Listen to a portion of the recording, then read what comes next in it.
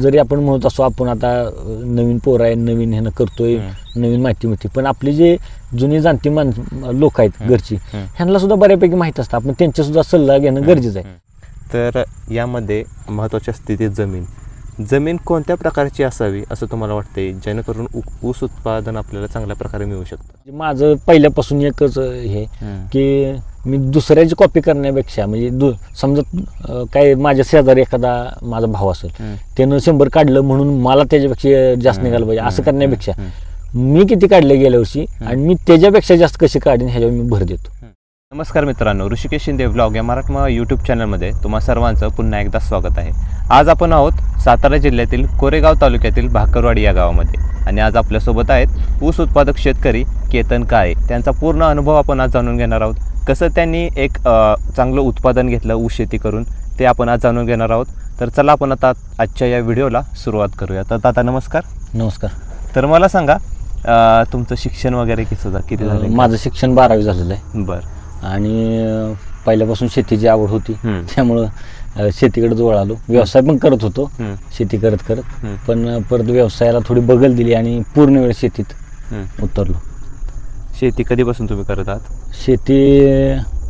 शेती तसं तर पहिल्यापासून वडील लवकर वाढल्यामुळं शेती जबाबदारी माझ्यावर आली. साधारण 10वी पासून असल्यापासून मी पूर्ण वेळ शेतीला देतोय, शेतीत करतोय. कोणती पिकं होती आधी तुमची? पहिल्यापासून तर तसं ज्वारीची पिकं आमच्याकडे कमी होती. ज्वारी कधीतरी असायची, ज्वारी हरभरा.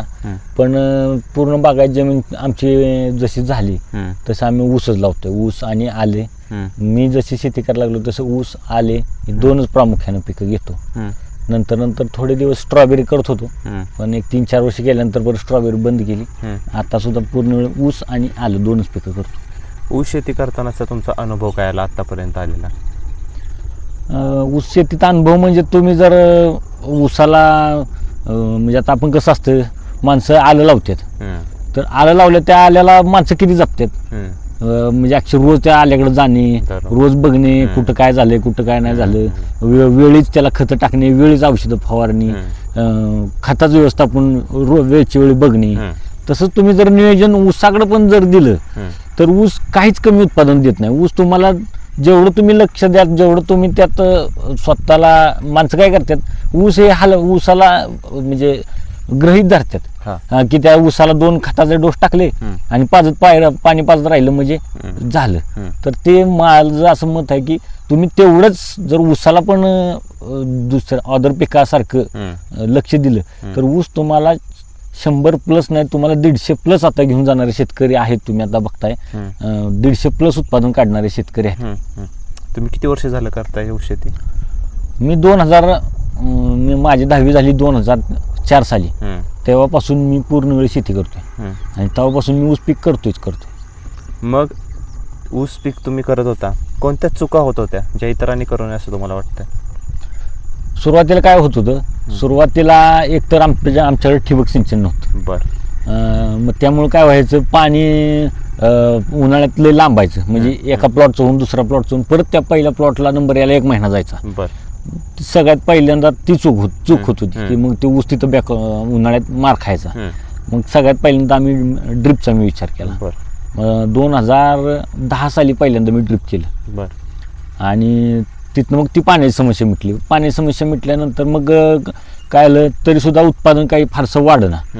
मग मी आमचे गुरु डॉक्टर अंकुश सोलमुळे, त्यांच्या सोशल मीडियावरती ॲक्टिव्ह असतात, त्यांच्या सानिध्यात म्हणजे त्यांच्या संपर्कात आल्यानंतर त्यांचं चर्चासत्र असते. त्याच्या ऊस पीक चर्चासत्र असतात.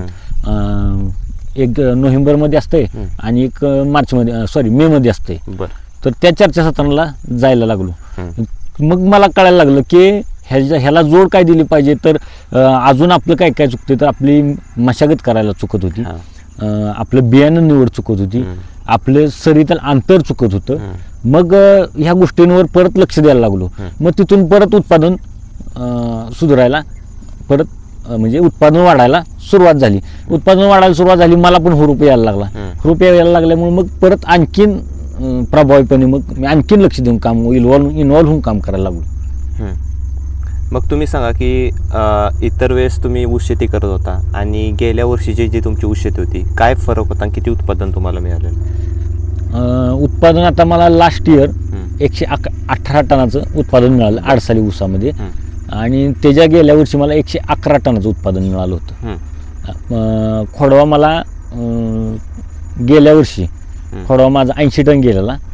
त्याच्या गेल्या वर्षी माझा जवळजवळ 88-89 टन खोडवा गेलेला एकरी. ऊस कोणत्या जातीचा आहे आपला? ऊस मी फक्त 86-032 लावतो. 86-032 निवडण्यामागचं कारण काय असतं तुमचं?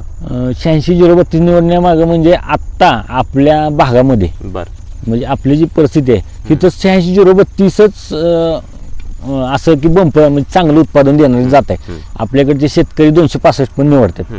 पण 265 काय होतंय, पहिल्या वर्षी 100 टन गावतो, पण दुसऱ्या वर्षी तो 50-60 टनापर्यंत जातो. तिथं पण आपलं उत्पादन कमी येत असते. आणि दुसरा विषय म्हणजे काय, 86-032ला कारखाना तोड लवकर देतो. त्यामुळे आपलं खोडवा जायला आपल्याला परत खोडव्याचं उत्पादन निघायला बरं पडतं. तसं 265ला परिणामी 18-20 महिने झाल्याशिवाय कारखाना तोड देत नाही. मग आपल्याला परत खोडव्याला लक्ष देता येत नाही. म्हणून आपण शेतकरी म्हणून आपलं प्राधान्य काय की आपल्याला टनावर पैसे आहेत, आपल्याला पिकावर पैसे नाहीत. मग आपल्याला उत्पादन टनावर घ्यायचे तर आपला ऊस वेळेत लागून वेळेत कसा जाईल आणि त्याचं परत खोडव्याचं लवकरात लवकर कसं आपलं नियोजन करता येईल आणि खोडव्याचं उत्पादन कसं वाढवून घेता येईल ह्याच्याकडे माझा भर असतो. म्हणून मी 86-032ला प्राधान्य देतो. आता बऱ्यापैकी नवीन जाती येतात, आता बऱ्यापैकी आल्यात जाती, म्हणजे पाडेगावनं काय काढल्यात, आपल्या कोईमुत्तूर ऊस प्रजन संस्थेने काय काढल्यात. पण मी त्या जातींच्याकडे लगेच वळत नाही. का वळत नाही, एकतर माझी शेती आहे, मला 5 एकर जमीन आहे. मग त्यातलं काय असतं, दरवर्षी मी 2 एकर ऊसाखाली लागणीला ठेवतो. दरवर्षी 2 एकर खोडवा माझा असतो आणि 1 एकर मग ऑदर पिकाला आले ह्या पिकाला असते किंवा पीक फेरपालपाटासाठी 1 एकर मी ठेवलेलं असतं. मग काय होतं, जर त्यात मी जर ह्या नवीन व्हरायटींचं हे करत बसलो की ही व्हरायटी लावून बघूया, रात नवीन आली चांगले, त्यानं उत्पादन नाही दिलं की माझी 2 वर्ष वाया आणि मधलं 1 वर्ष आपलं जे मशागतीला फेरपालटा जातो, म्हणजे अशी 2.5-3 वर्ष आपली वाया जाते. आपल्याला ज्याच्यावर रिझल्ट मिळत आहे त्याच्यावर आपण राहिलं पाहिजे असं ह्या मताचा मी आहे. हा, संशोधन करायसाठी आपल्या थोड्याशा जागेत केलं तर चालेल. हा, ऊस प्रजनन संस्था आहेत, त्या संशोधन करून जात विकसित करून देत असतात. ज्यांच्याकडे मोठं क्षेत्र आहे ती शेतकरी अशा जाती आणून लावून हे करत असतात. मग जेव्हा आपल्याला पण समजेल बाबा त्या जातीचा आता उतारा चांगला आहे, उत्पादन चांगलं आहे, ती जात चांगली आहे, तेव्हा तिकडं माझ्यासारख्या बारक्या शेतकऱ्यांना वळालं पाहिजे असं मला वाटतं. आणि सुरुवात छोट्याशा क्षेत्रामध्ये त्याचं करून आपण नियोजन करून केलं पाहिजे. तर मला सांगा की आपण रोप लागण करता का कांडी लागण करता, आणि कधी लागणीचा तुमचा पिरियड काय असतो? मी पहिलं कांडी लागण करायचो, पण गेली 5-6 वर्ष झालं मी फक्त रोप लागणच करतो. ह्या मागचं कारण काय, तर पहिलं जेव्हा कांडी लागण करायचो तेव्हा एकतर उगवणीचा काळ अनिश्चित असायचा. म्हणजे ते आपली साधारण 20-21व्या दिवशी आपली लागण बऱ्यापैकी दिसते, पण काय होतं की 70% लागण दिसते त्या दिवसामध्ये, 30% दिसत नाही. मग त्या राहिलेल्या ह्याच्यातलं सुद्धा एक 5-10% डोळे येतात, 15-20%, 10% का होईना तुटाळ होतं. तुटाळ म्हणजे काय की उगवतच नाही. मग आपण परत तिथं डोळा सांगणार किंवा रोप सांगणार आणि मग ह्या पहिल्या ऊस लागणीचा आणि त्याचं ते मॅच होत नाही आणि परिणामी प्लॉट एकसारखं येत नाही. किंवा मग नाही सांधायचं झालं तर ते गॅप आपण नाही भरले तर मग आपलं ते जागा तिथली पडून राहते. ती पडून राहिली की तिथलं आपलं वर्षभर ते पाणी, आपण देणार खत, आपण मारणारे औषधं सगळे वाया जातात. आपला त्याच्यावर तिथला वेळ वाया जातो. म्हणून मी शक्यतो आता कांडी लागण बंदच केली आणि पूर्ण रोप लागणच करतो. रोप लागणीचं फायदे काय होतात की एकतर लागण परदेशी होते. आता माझ्याकडे आमच्याकडे मजूर जास्त आमच्या गावात भेटत नाही. मग आपलं बायका घेतल्या आणि रोप लागण व्यवस्थित आपण थांबून करून घेतली, एका दिवसामध्ये लागण होऊन जाते. त्यामुळे आपल्याला सुद्धा तो ताण येत नाही लागण करायची. मग नाही का बायका बघा, माणसं बघा, ऊस तोडायला ते ऊस घेऊन या, मग ते रानात व्यवस्थित लावून घ्या, तरी सुद्धा तुटाळ होणार, त्याला परत वेळ द्या.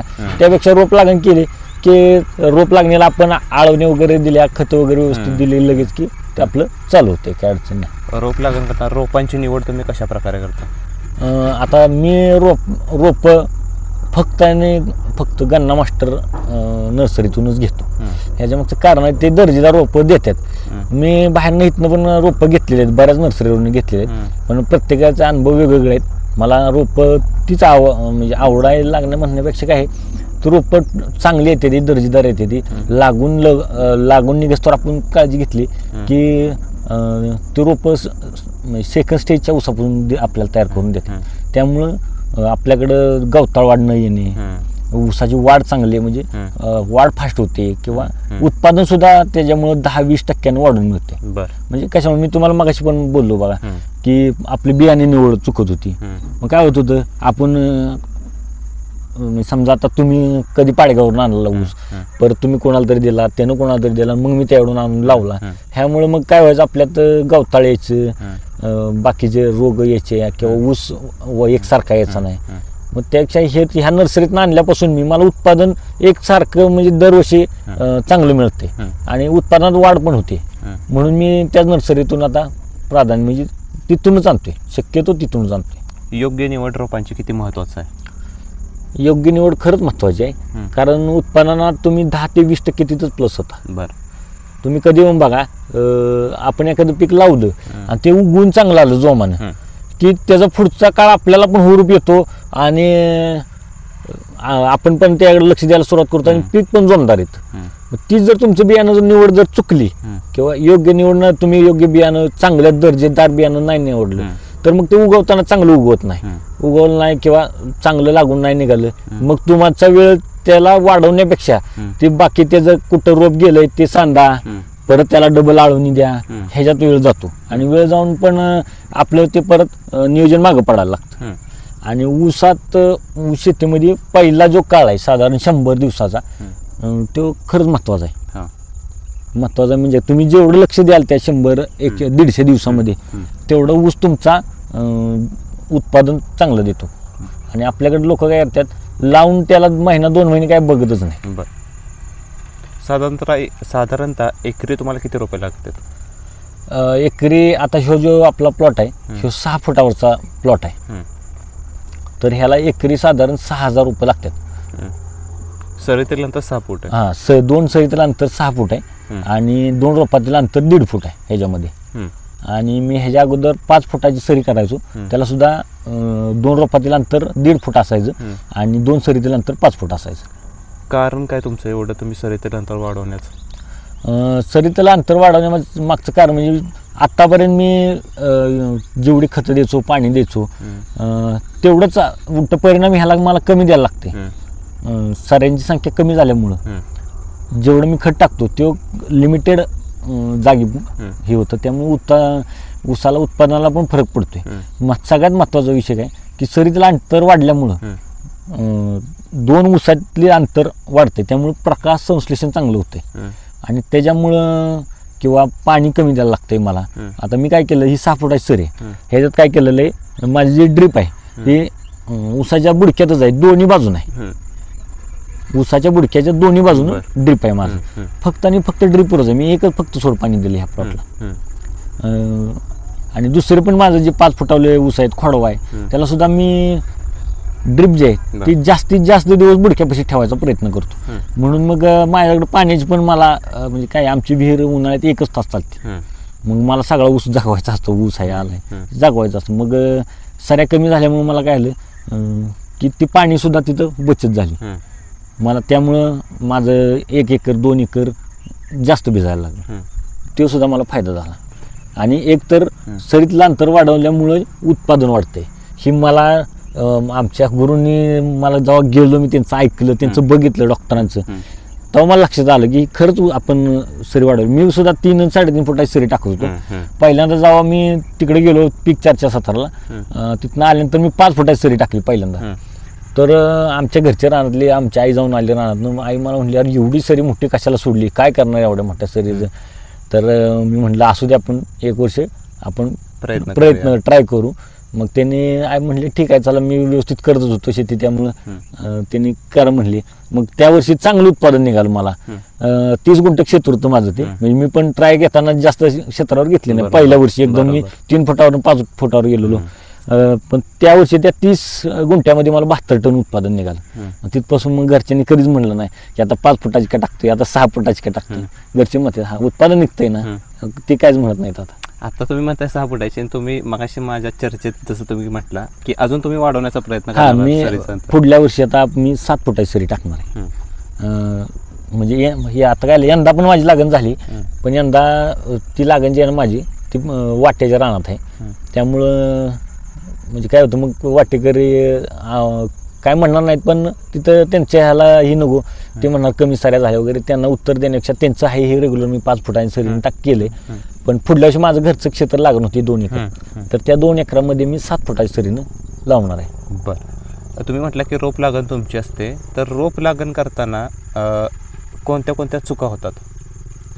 रोप लागण करताना माणसं काय करतात, एकतर गडबड करतात रोप निवड करायला. म्हणजे कोणाकडून घ्यायचं दर्जेदार बियाणं, त्यांनी दर्जेदार बियाणं वापरलं नाही हे बघत नाही. फोनवर कोणाला तरी सांगतात हा रोपं भेटतात का, तो म्हणतो हा देतो तुम्हाला रोपं, हा द्या पाठवून. त्यांची गाडी येते, मग माणसं काय करतात आपल्याकडे लावायला माणसं भेटत नाही. मग ती काय म्हणतात आमचीच माणसं पाठवतो, आमचीच रोपं पाठवतो, लावून देतो आम्ही. ती रोपं येतात ती लागणीची आहेत का खोडव्याची आहेत काहीच माहीत नसतं लोकांना. आणि माणसं ते येऊन लावून जातात. लावताना एकतर ते रोप व्यवस्थित दाबून लावलेलं नसते, शिवाय योग्य अंतरावर लावलेलं नसते. कसं तरी आपलं ते रान येऊन ते रोपला माकून एवढं जायचं, एवढं त्यांचं काम असते. त्यांना कसं आहे ते आलेले असते सकाळी, त्यांना संध्याकाळी घरी जायचं असतं. बरोबर. त्यापेक्षा तुम्ही रोपं मागवा, दर्जेदार रोपं मागवा. म्हणजे अगोदर बघा त्यांचं बियाणे प्लॉट कसा आहे आणि ते बघून मग रोपं मागवा. रोपं मागवल्यानंतर इथं आल्यानंतर तुम्ही स्वतः उभं राहून लागण करून घ्या. 2 रोपात योग्यच अंतर असलं पाहिजे. म्हणजे तुम्ही 1.5 फूट ठेवताय तर 1.5 फूट असलं पाहिजे, 2 फूट ठेवताय तर 2 फूट असलं पाहिजे. तरच तुम्ही जाऊन पुढे ऊसाची संख्या मेंटेन करू शकणार आहे. नाहीतर मग ऊसाची संख्या मेंटेन नाही झाली की मग ऊसाला जाडी येत नाही, कांडीला लांबी येत नाही आणि मग उत्पादनामध्ये कमी येते. लागण केल्यानंतर जो पुढचा पिरियड असतो त्यामध्ये रोपांची कशी काळजी घेतली पाहिजे आपण? लागण केल्यानंतर एकतर लागण करताना रानात अगोदर ओल असली पाहिजे. ओलीवरच लागण केली पाहिजे. रोप दाबून लावलं पाहिजे. रोप दाबून लावल्यानंतर मग तुम्ही त्याला 3ऱ्या दिवशी 5व्या दिवशी आळवणी केलं पाहिजे. तुम्ही सुरुवातीला 2 आळवणी केल्या पाहिजेत ऊसाला, त्या रोपाला. आळवणी केल्यामुळे मुळीची वाढ चांगली होते. मुळी जेवढी लवकर वाढेल तुमचं रोप सेट चांगलं झालं नंतर ते फुटवा करायला सुरुवात करते. सुरुवातीच्या काळात तुम्ही लवकर डोस दिला पाहिजे. लवकर म्हणण्यापेक्षा काय साधारण 15 दिवसाची लागण असताना खताचा डोस दिलाच पाहिजे. त्याचा चांगला बेनिफिट मिळतो. माणसं काय करतात 1 युरियाचं पोतं आणतात आणि टाकून देतात 15 दिवशी, किंवा 1 24 पोतं आणतात टाकतात. तसं नाही, प्रॉपर खताचा तुम्ही डोस त्याला दिला पाहिजे त्या दिवशी, त्यावेळेला त्याला गरजच असते खायची. आणि मग त्यावेळेला ते खताचा डोस दिला पाहिजे पहिल्या टप्प्यात. त्यानंतर 2ऱ्या टप्प्यात आपल्या फुटव्याची संख्या किती झाली, आपली सरीतलं अंतर किती आहे, रोपातलं अंतर किती आहे, आपल्याला एकरी संख्या किती ठेवायची. मग आपल्याला तेवढे फुटवे आपल्याला झाले त्यानंतर आपण जेटा काढला पाहिजे आणि त्याला माती लावली पाहिजे थोडी. त्यावेळी सुद्धा खताचा डोस दिला पाहिजे त्याला. परत असे तुम्ही खताचे सर्वसाधारण कमीत कमी 4 डोसेस केले पाहिजे. फक्त लोकांनी स्वतः दुकानदारावर डिपेंड न राहता बाबा चौकसपणे आपण बाबा कुठली खतं कुठल्या टप्प्यात किती दिली पाहिजेत ह्याचं नियोजन केलं तर आपण खर्च पण मापात ठेवू शकतो आणि उत्पादन पण वाढवू शकतो. ना की एखाद्यावर डिपेंड राहिलं तर मग तो काय करतो, लिस्ट काढून देतो, मग ती खतं आणायची मग टाकायची, मग खर्च वाढलेला असतो. मग माणसं म्हणतात 100 टन निघाला पण खर्च इतका झाला. मग त्यासाठी आपणच सजग राहिलं पाहिजे की आपल्याला पिकाला काय काय गरज आहे आणि तेवढंच आपल्याला कसं देता येईल हे लक्ष दिलं पाहिजे. मग गरजेनुसार तुमचं खताचं व्यवस्थापन कसं असतं, कोणती कोणती खतं तुम्ही वापरता? आता कोणती कोणती म्हणण्यापेक्षा सर्वसाधारण मार्केटमध्ये जी खतं उपलब्ध आहेत त्यातले मी सुरुवातीला पहिल्या टप्प्यात 9-24-24 अमोनियम सल्फेट, SOP, पॉलिसल्फेट, सिलिकॉन हे पहिल्या टप्प्यात देतो 15व्या दिवशी. त्यानंतर मायक्रोन्यूटन मी आता गेले 3 वर्ष झालं मायक्रोन्यूटन सल्फेट बेस देत नाही. मी डायरेक्ट मायक्रोन्यूटन आपलं चिलेटेड बेस देतो. माझं ड्रिप असल्या कारणानं मी पहिलं एक तर आळवणी करतो, म्हणजे पहिली आळवणी 2 आमच्या गन्ना मास्टर किटची आळवणी करतो. त्यानंतर 3रा आळवणी मायक्रोन्यूटनचं करतो मी. चिलेटेड मायक्रोन्यूट्रंट आणतो आणि चिलेटेड मायक्रोन्यूट्रंटची आळवणी करतो. असं आहे. आणि खताचा डोस झाला की त्यानंतर कोणताही तुम्ही खताचा डोस द्या, त्यानंतर NPK जीवाणू मी देतो. प्रत्येक डोसच्या मागे NPK जीवाणू मी देतोच. असं करतो. 4 डोसेस करतो मी. पहिला 15व्या दिवशी, त्यानंतर परत 30 दिवसानं जेटा मोडून साधारणतः आपण एक 2-3 इंच माती लावतो, त्यावेळेला दुसरा डोस करतो. त्यानंतर बाळभर आपण ज्याला म्हणतोस, आपला सरीचा भोंडा जो आहे ना तो सफाई करून आपण त्या उसाला भर करत असतो सिंगल, त्यावेळेला एक डोस करतो. आणि एक फायनल भर आपण मोठी करतो. साधारण 150 दिवसापर्यंत माझी भर होती. 130-150 दिवसापर्यंत होती, किंवा 120 दिवसात तर नाही माझ्याकडून झाली कधी, पण 130 ते 150 दिवसांमध्ये माझी भर होती. त्यावेळेला मी 4था डोस करतो. आळवणीचं शेड्यूल कसं असतं तुमचं? आळवणीचं शेड्यूल मी गन्ना मास्टर्स किट वापरतो. त्याच्यामध्ये 2 आळवणी आणि 3 फावणे आहेत. त्यामुळे पहिली आळवणी माझी रोप लागणीला 5व्या ते 7व्या दिवशी होती, आणि तिथून 10व्या दिवशी म्हणजे 15व्या ते 20व्या दिवशी मी दुसरी आळवणी करतो. त्या दरम्यान 15 दिवसादरम्यान मी खताचा डोस टाकून घेतो. नंतर मग खताचा डोस टाकून पाणी देतो. पाणी देऊन मग मायक्रोन्यूट्रंटची एक 5व्या-6व्या दिवशी आळवणी करतो. आणि नंतर 4-5 दिवसांनी NPK जीवाणू देतो. तिथून पुढं परत सेम तसंच. जेव्हा मी खताचा डोस देईन NPK जीवाणू देतो, परत जेव्हा खताचा डोस देईन NPK जीवाणू देतो. असं आहे. कोणत्या कोणत्या चुका होतात? म्हणजे तुम्ही तुमचा हा पूर्ण अनुभव सांगताय, खत व्यवस्थापन, आळवणीचं शेड्यूल, तर कोणत्या कोणत्या अशा चुका होतात ज्याच्यामुळे आपलं उत्पादन कमी होतं असं तुम्हाला वाटतंय खत आणि आळवणीचं शेड्यूल करताना? उत्पादन कमी व्हायची कारणं म्हणजे काय? सगळ्यात पहिलं पाणी व्यवस्थापन नीट नसणे. दुसरी गोष्ट खत व्यवस्थापन नीट नसणे. आपल्याकडे लोक 2च डोस करायचा, 2 वेळाच डोस टाकतात. काय करतात एकदम, समजा मी एक साधारण वर्षभरात मी 50,000चं खत टाकतोय, एक धरून चाला, तर माणसं काय करतात 25-25 हजाराचे 2च डोस टाकतात. तर तसं न करता योग्य त्याला जितकं लागणार आहे तितकंच द्या, त्या वेळेला तितकंच द्या, असं माझं मत आहे. त्यामुळं त्याला लागेल तेवढं घेईल. नाहीतर काय होतं, आपण काय करतो एकदम आणतो, एकदम डोस टाकतो, एक बाळ भरीला डोस टाकतो आणि परत एक फायनल भरीला. मग त्यातलं किती आपल्या पिकाला मिळतंय आणि किती जमिनीत फिक्स होते की आपल्याला कळत नाही. त्यापेक्षा जर आपण वेळोवेळीच जेवढं लागणार आहे तेवढं दिलं तर ते खत सुद्धा अपटेक व्यवस्थित होतं आणि आपल्याला सुद्धा त्याचा बेनिफिट चांगला मिळतो. उत्पादनात त्याचा बेनिफिट चांगला मिळतो. तुमचं पाण्याचं व्यवस्थापन कसं असतं? तुम्ही म्हटलं की ड्रिपचा वापर करता, कसं असतं व्यवस्थापन तुमचं? व्यवस्थापन म्हणजे एक तर स्टार्ट टू एंड मी ड्रिपवरच करतो, पण साधारण 2 वेळा मी सोड पाणी देतो. एकदा भर केल्यानंतर देतो आणि एकदा उन्हाळ्यात जेव्हा ऊन कडक असतं त्यावेळेला एक मध्ये सोड पाणी देतो. का देतो तर काय होतं, म्हणजे उंदराचं पण थोडासा मला त्याच्यामुळे बंदोबस्त वाटतो, कारण उन्हाळ्यात काय असतं कोरडेपणा जास्त असतो, उंदरांना उकरायला हे होतं. पण मी 65 तळ सोजाळलेली असते, म्हणजे 65 मी 2 वेळा सोजाळतो. तर 65 सोजाळली असते आणि एक सोड पाणी दिलं ना उन्हाळ्यामध्ये तर ते पाष्टाखाली वल चांगली टिकून राहते मध्ये. आणि माझं ड्रिप तर भोंड्यावरच असतं, म्हणजे उसाच्या बुडक्याच्या जवळच असतं, त्यामुळं तिथलं भागवाला बऱ्यापैकी चांगला माझ्याकडून राहत असतो कायम. आणि तो मधला पण भाग राहिल्यामुळं मुळी पण उन्हाळ्यामध्ये माझं चांगली ॲक्टिव्ह राहते. असं आहे. म्हणून मी 2 वेळा सोड पाणी देतो, जास्त काही देत नाही सोड पाणी मी. बरं. पाण्याची जेव्हा कमतरता भासते, जसं की आपण बघतो उन्हाळ्याचा पिरियड असतो, पाण्याची थोडी कमतरता असते, त्यावेळेस कसं तुम्ही मॅनेज करता सगळं? मग ह्यासाठी मी काय करतो, मला कमतरताच आहे, म्हणजे आमच्या विहिरीला पाणी कमी असल्यामुळं मला कमतरता उन्हाळ्यात दरवर्षी उन्हाळ्यात भासतेच. म्हणजे जरी यंदा पाऊस चांगला झाला ना तरी माझी विहीर 2 महिने का होईना 2 तासावर 1.5 तासावर येतेच. म्हणून मी ड्रिप पहिल्या 2010 सालापासून ड्रिपवरच शेती आणली. आणि मग त्याचं व्यवस्थापन काय करतो, ऊसाच्या बुडक्यात लॅटरल असल्यामुळं की कमी वेळेत त्याला पाणी मिळतं. बरोबर. म्हणजे जे काही माणसं काय करतात, सकाळी एक ड्रिप चालू केलं की एक अख्खा दिवस त्या रानात ड्रिप चालू ठेवायचं. मला तसं करायला लागत नाही. साधारण 2-3 तासात माझं ते ओलंबाला बऱ्यापैकी मिळून जाते. सरीचा जो आपला डिंब आहे, भोंडा आहे, तो चांगला बऱ्यापैकी ओला होतो.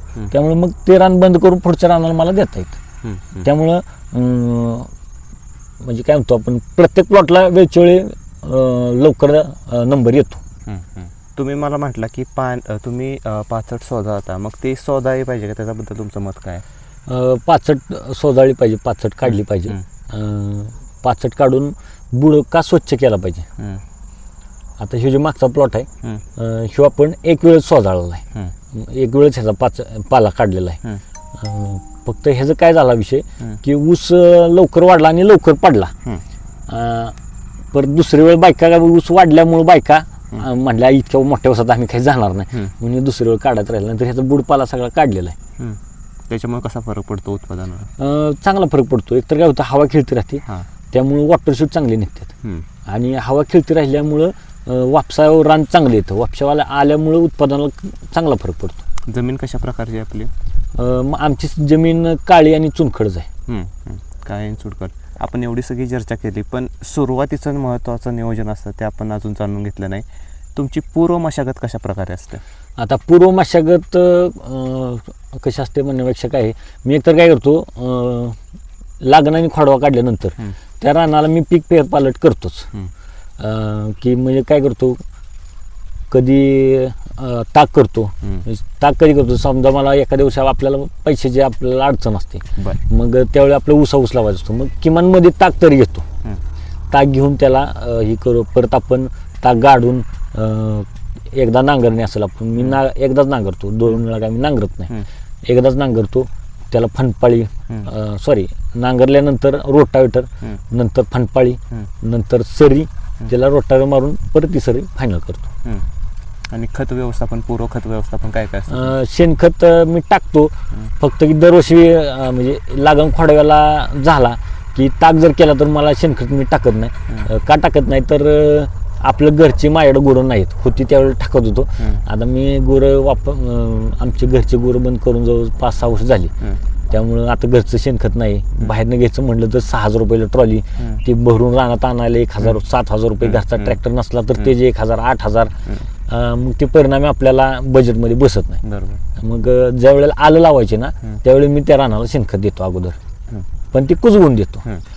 त्यामुळे मग मला त्याचा बेनिफिट आलेला मिळतो आणि त्यानंतर शेणखत टाकत नाही, मग त्यावर ऊस लावतो. इतर पिकं आणि ऊस पिकं काय फरक जाणवतो? किती आपल्याला कष्ट करावे लागतात ऊस पिकामध्ये? ऊस पिकामध्ये तसे कष्ट कमी आहेत, पण तुम्ही पूर्ण लक्ष त्याला दिलंच पाहिजे. म्हणजे कष्ट कमी जरी असलं तरी त्याला वेळच्या वेळी ज्या पिकाच्या हे स्टेजेस आहेत त्या स्टेज आपण वेळच्या वेळी जर फॉलो केल्या तर चांगलं उत्पादन 100% आपल्याला मिळतं. साधारणतः लागण तुमची किती तारखेला असते?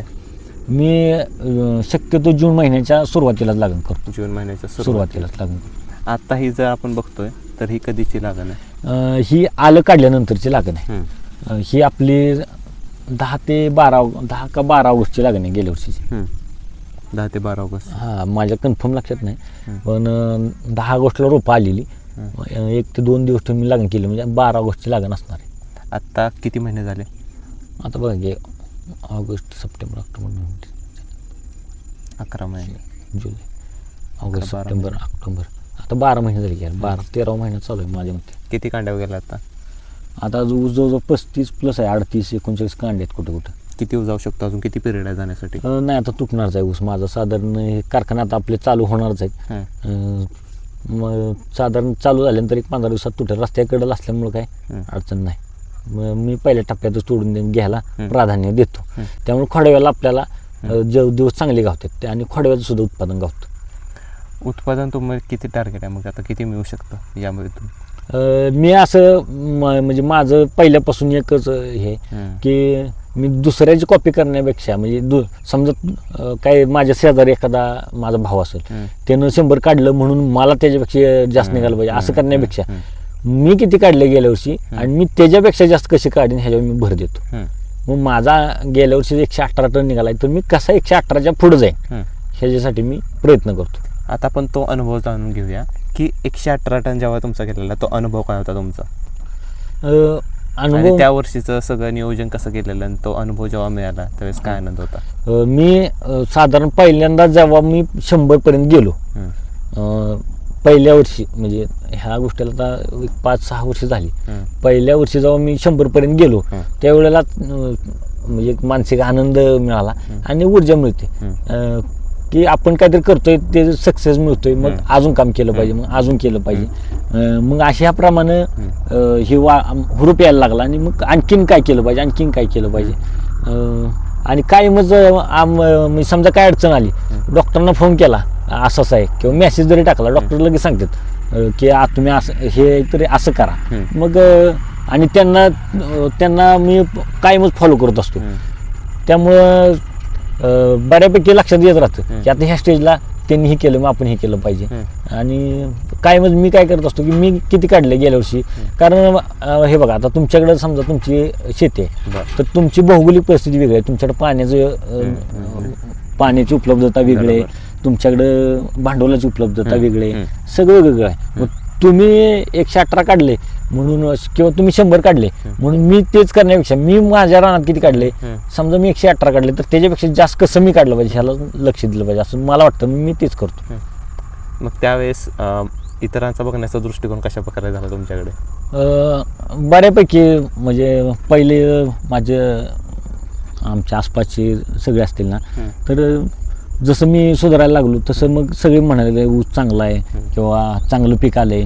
मग लोकांनी पण चांगलं आहे म्हटलं की आपल्याला हुरूप येतो. घरच्यांनी समजा मित्रमंडळ असेल, आपल्याला मार्गदर्शन करणारे असतील, ह्यांनी जेव्हा आपल्याला सांगतील ना बाबा पीक चांगलं आलंय, मग आपल्याला हुरूपच येतो. आणि हुरूप आल्यानंतर मग कधी मग ऊर्जा वाढतेच काम करायला.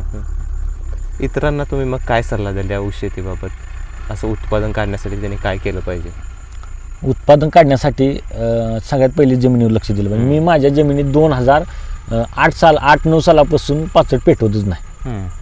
सगळ्यात पहिली गोष्ट मी माझ्या ऊसाची पाचट पेटवतच. पाचट कुट्टी करतो? कुट्टी करतो, म्हणजे लागणी सुद्धा कुट्टी करतो, खोडवे सुद्धा करतो. जरी आलं लावायचं असलं तरी कुट्टीच करतो मी. मग त्या वर्षी काय करतो, आलं लावायच्या अगोदर कुट्टी करून त्यात टाक घेतो.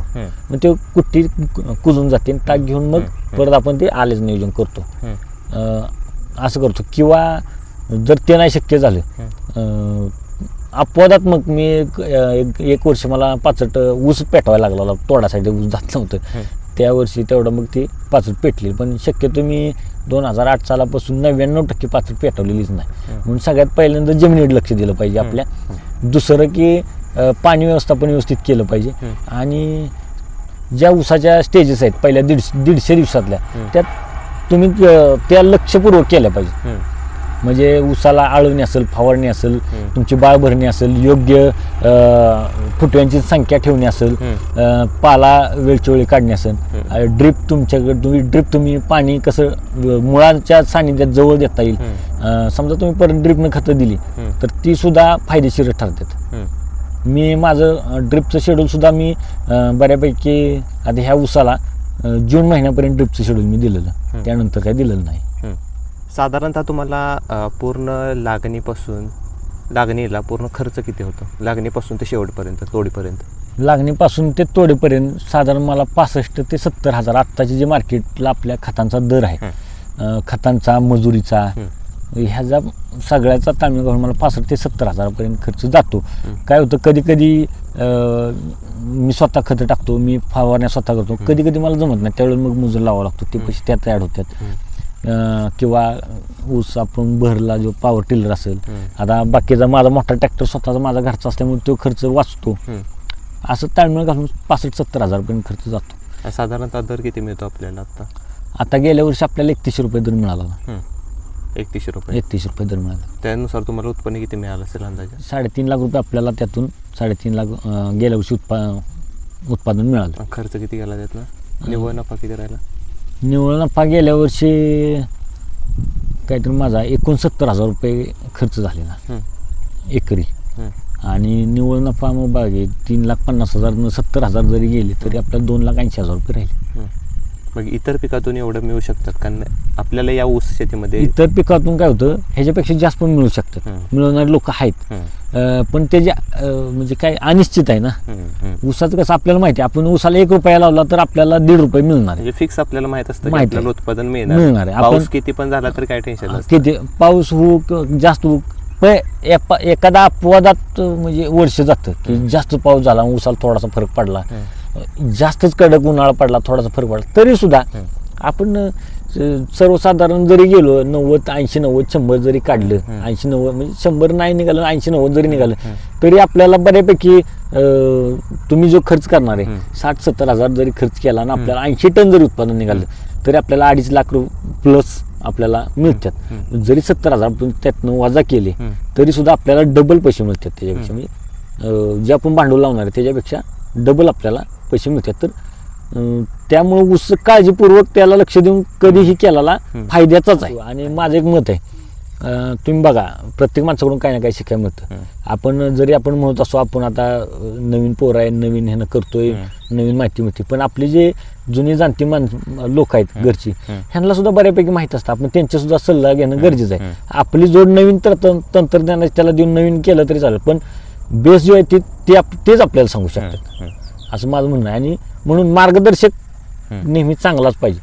मार्गदर्शक जेव्हा चांगला असेल तेव्हाच तुम्ही चांगल्या दिशेनं जाल. बरोबर. तर मला सांगा की 118 टन जेव्हा तुमचा गेलेला त्यावेळेस किती कांड्या ऊस होता?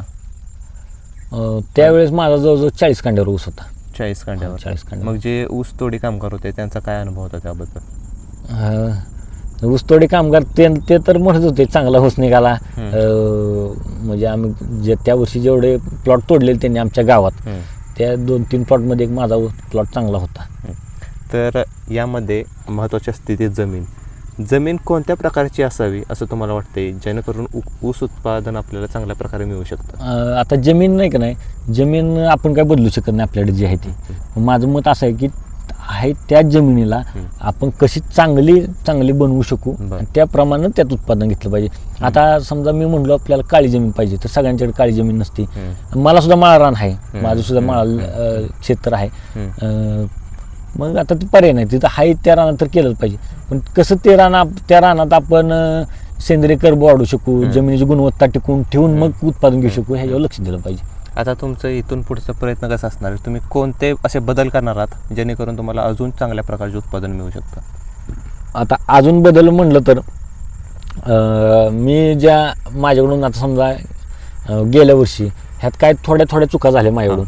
कधी माझ्याकडून थोडं दुर्लक्ष झालं. कधी उन्हाळ्यात काय समजा माझ्याकडून पाण्यातल्या काय चुका झाल्यात, त्या मी आणखीन दुरुस्त करायचा प्रयत्न करणार. म्हणजे काय होतंय, उन्हाळ्यामध्ये पाणी कमी असल्यामुळं इकडून तिकडून घेऊन तो ताण येतोय, पण थोडंसं त्याच्यावर अजून लक्ष देऊन समजा अजून माझा एक सोर्स निर्माण करायचा प्रयत्न चालू आहे. त्याला ती जोड देऊन पाण्याचं व्यवस्थापन कसं नीट करता येईल, किंवा शेणखताच्या बाबतीत मी जरा कमी पडतोय, ती कुठून तो सोर्स थोडासा हे करून त्याच्यावर पण मी भर देणार आहे.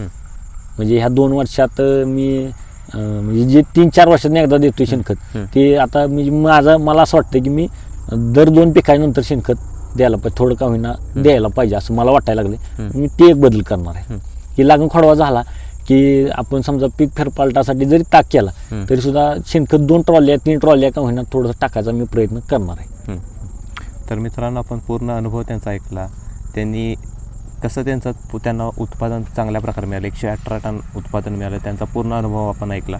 तर दादा, मला तुमचा शेवटला नाव, मोबाईल नंबर आणि पत्ता सांगा, जेणेकरून कोणाला काही शंका असेल तर ते तुम्हाला डायरेक्ट संपर्क करू शकतील. माझं नाव केतन काळे, राहणार भाकरवाडी, तालुका कोरेगाव, जिल्हा सातारा. मोबाईल नंबर आहे 9921 57 58 49. दादा, खूप खूप धन्यवाद. तुम्ही आम्हाला एवढी संपूर्ण माहिती दिल्याबद्दल, मोलाचा वेळ काढून माहिती दिल्याबद्दल खूप खूप धन्यवाद.